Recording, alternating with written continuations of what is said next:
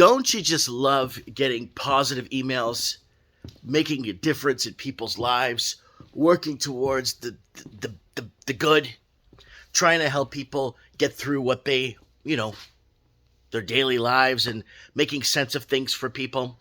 Well, I got an email from someone yesterday that really, really made my day. They actually want to induct me in the Superhero Hall of Fame down in New Zealand.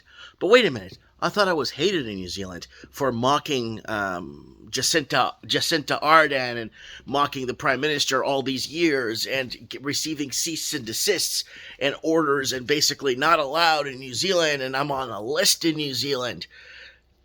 Trust me, all about going against housing, all about going against the wiping of the middle class in English-speaking countries, connecting the dots across the Commonwealth with boots on the ground, supporting our story or stories or what's happening around the English-speaking world. They started in 2010 by taking our wealth away. They took our wealth away by basically making housing unaffordable. Now, the blue states of America was getting hit by that, but you didn't see this much of a phenomenon in the red states of America. Now, so what are they talking about? So Buddy referenced an email to me with a link to a website. And this really made my day. $1 million loss, Auckland house,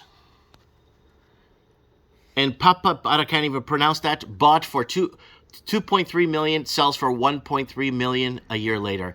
So there's a $1 million loss off the house.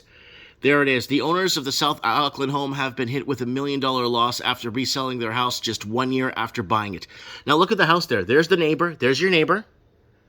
There's your neighbor right there. So you don't got much of a house, right? So he sent me a link referencing these two videos. So I said, it's a trap, New Zealand. Don't buy nothing. Everything is fake real estate in the real estate markets 4 years ago. And he referenced this video. New Zealand housing, prices set to double, madness, FOMO. People, it's a trap, do not buy. Well, foreign investing has been hitting, Chinese foreign investing has New Zealand poverty crisis triggered by Chinese investors parking money, young families leaving. So this is something we've been covering for many, many, many years. And then they had to ban foreign investors in New Zealand, and it was working. But now we're seeing the real effects are starting to surface now, where you're seeing multiple homes. So a gentleman sent me a nice long-winded email, and it's basically stating that, you know what, Mike, when a lot of people were making fun of you, because he worked in the fire industry, the real estate insurance and all that, people would say, did you see what that guy in Canada said about New Zealand housing and this and that? He said it's going to go down. Well, he basically told me all that. He explained that to me, how it was being mocked and made fun of and really ridiculed all these years. And I was warning people, they're taking us, they're wiping us, they're taking our wealth away via real estate. So when you pay $2.3 million for this, and this part's for Americans. Look, Americans, look at that, $2.3 million. That is 1.6 million American? 2.3 million? 1.4 million American? Maybe correct me in the comments. Look what you could buy for $100,000 in America. Look at that, 199,000.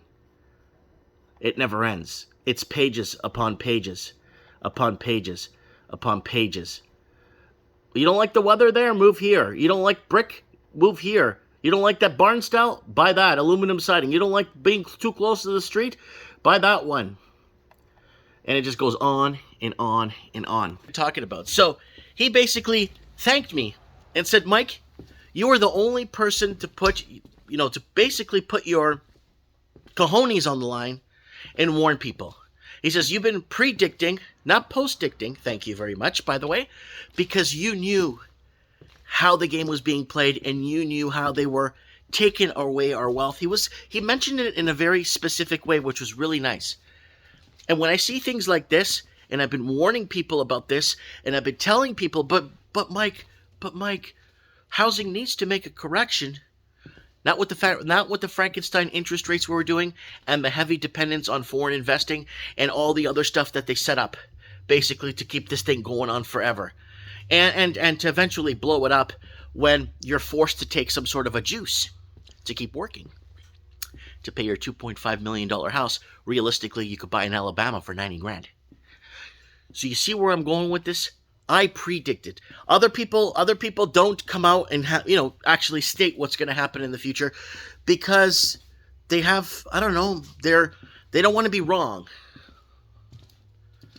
Well, anyways, I'm happy I got that email.